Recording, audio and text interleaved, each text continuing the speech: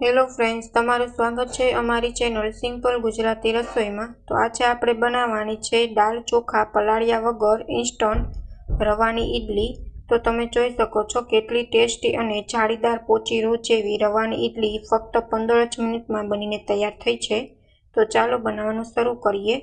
તો ઇન્સ્ટન્ટ રવાની ઈડલી બનાવવા માટે અહીં મેં 1 બાઉલ જેટલો રવો છે તે લઈ લીધો છે। હવે તેને આપણે એક બર્તનમાં લઈ લઈશું અને ઇન્સ્ટન્ટ આથો લાવવા માટે અહીં મેં 1 ગ્લાસ ખાટી છાશ લીધી છે। આપણે તેનાથી બેટર બનાવવાનું છે। તમે છાશની જગ્યાએ 1 બાઉલ ખાટું દહીં પણ લઈ શકો છો। છાશ કે દહીં બંનેમાંથી તમે જે પણ પસંદ કરો લેવાનું ખાટું છે, જેથી આથો સરસ આવી જાય। હવે થોડુંક પાણી એડ કરી દઈશું અને સારી રીતના આપણે બેટર બનાવી લઈશું।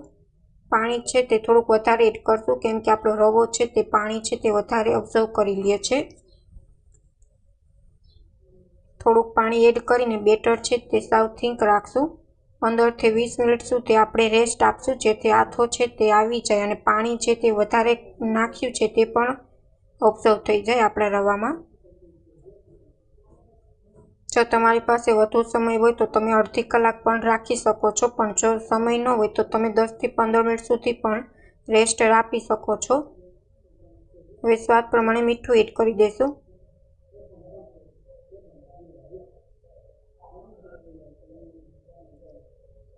તો આપણું બેટર છે તે ઈડલી બનાવવા માટે તૈયાર થઈ ગયું છે। હવે આપણે 20 થી 30 મિનિટ સુધી આ બેટરને આપણે રેસ્ટ આપી દઈશું।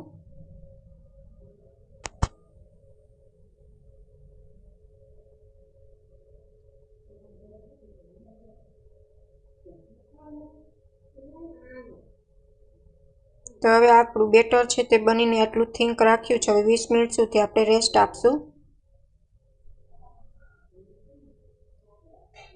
તો 20 મિનિટ થઈ ગઈ છે અને આપણું બેટરમાં ફર્મેન્ટેશન છે તે સારી રીતના આવી ગયું છે।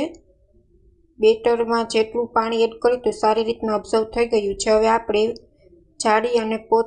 જાળીદાર અને પોચી રૂ જેવી ઈડલી બને તેના માટે અહીં 1 ટેબલ સ્પૂન જેટલો આપણે બેકિંગ સોડા એડ કરી દઈશું। તમે બેકિંગ સોડાની જગ્યાએ ઈનો પણ એડ કરી શકો છો। સારી રીતના બેટરમાં એક્ટિવ કરી લેશું, જેથી આપણી ઈડલી છે તે સરસ પોચી રૂ જેવી બને।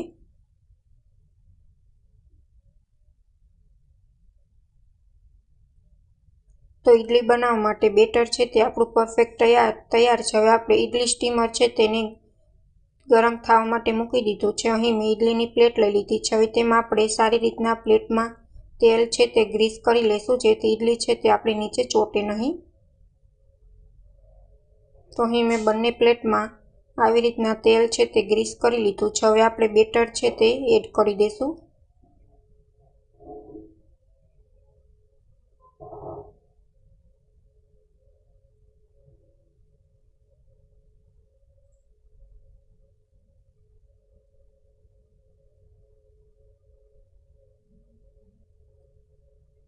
તો અહીં બંને પ્લેટ આવી રીતના આપણે ભરીને તૈયાર કરી લઈશું।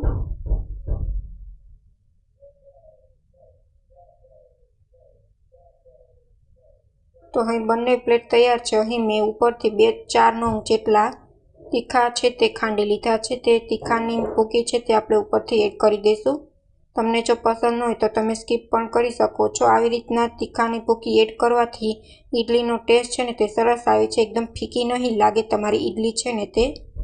જો તમને પસંદ ન હોય તો તમે સ્કીપ પણ કરી શકો છો, પણ એકવાર આવી રીતના જરૂરથી ટ્રાય કરજો। રવાની ઈડલી બનાવો ત્યારે ઉપરથી આવા તીખાની ભૂકી ખાંડીને એડ કરવી, જેથી ઈડલી છે તે ફીકી ન લાગે ને ટેસ્ટમાં પણ સરસ લાગે। તો હવે 20 મિનિટ સુધી આપણે ઈડલીને સ્ટીમ કરી લેશું।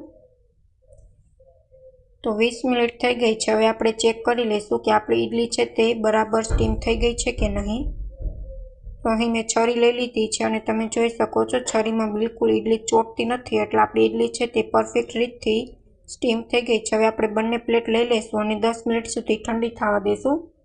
ઠંડી થાય ત્યાર પછી જ ઈડલી છે તે આપણે લેવી, જેથી નીચે ચોટે નહીં અને સારી રીતના ઈડલી છે તે આપણી ઉખડી જાય। અહીં પોચી રૂ જેવી અને એકદમ જાળીદાર આપણી ઈડલી છે તે બનીને તૈયાર છે, તે પણ ફક્ત 15 જ મિનિટમાં। જો તમને અમારી રેસીપી ગમે તો ચેનલને લાઇક કરજો, શેર કરજો અને સબસ્ક્રાઈબ કરજો. Thank you for my watching video.